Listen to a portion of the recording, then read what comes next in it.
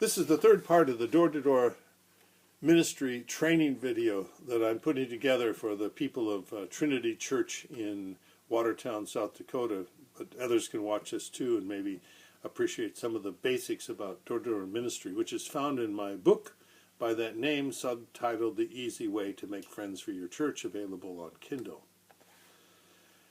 I was saying that if you have children, you come to the door, you really just, maybe if you end up giving them the brochure, that's fine, but you're really aimed at talking to an adult, so you don't really ask the children, do you have a church?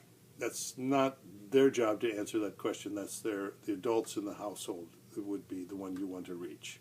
So, having said that, you do want to get the brochure in everybody's hands, and even if no one's home, you find a way to stick it in the door, put it around the doorknob somehow, and just, it doesn't have to be a door hanger. Those are little handy things that people use, and I've used them too, but, just stick it between the door. We'll say, you were there, or stick it inside the door, and all.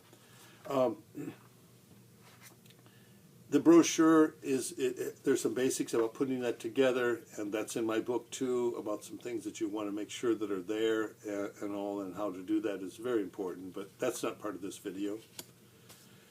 The basics of communication have to work inside this encounter in order for it to be a positive experience for yourself as well as for the person you're calling. So what is involved in that positive experience? Well, first of all, just wearing your name tag says you are willing to be self-identified.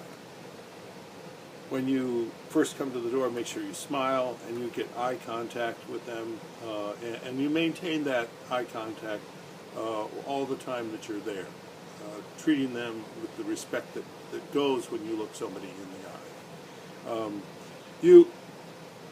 One of the neatest things I ever learned in this process, because there's this fear factor, the stranger at the door, you're not very well known to them, and so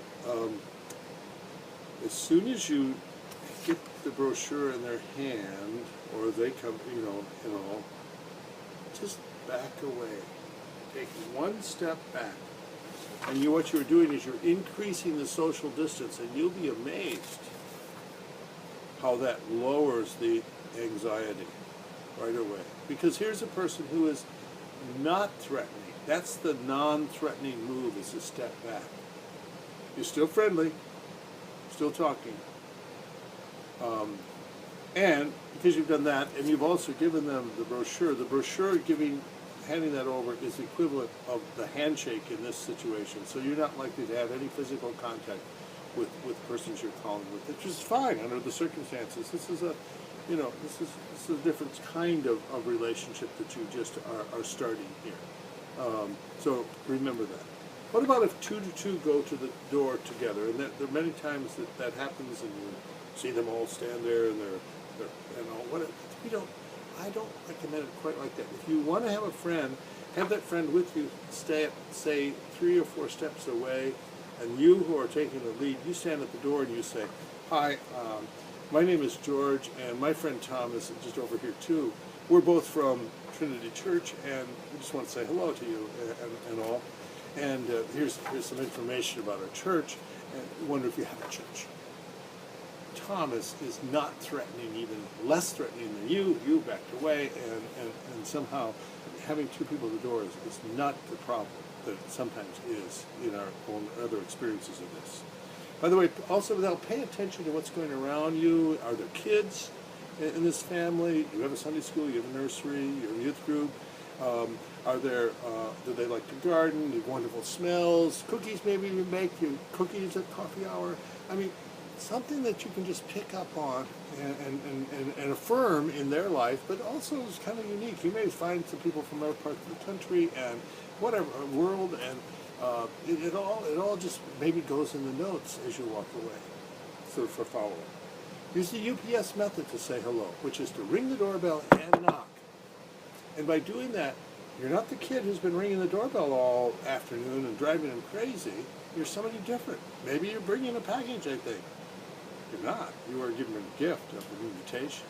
So just be ready to get a response quickly. If you don't get a response, then leave the brochure. Like I said, it counts. It's worth something. And if they have no church, be sure to do a little follow-up. And obviously we're looking for a church and all, pay attention to that. And if they still seem to have some interest, make sure you find out their name. Oh, by the way, my name is George Martin. What is your name, if I may ask? And they'll say, Betty. Oh, Betty. What's your last name so I can remember it? Betty, whatever. And so then your point is to repeat the name, by the way. If you repeat the name back to somebody, it's going into your memory as well. And as you walk away, write it down so that you don't lose that piece of data. Because what this ministry is all about is the follow-up that takes place. And this may be by somebody other person in the congregation, maybe certainly by the pastor, maybe through the church office that sends these people some information from time to time.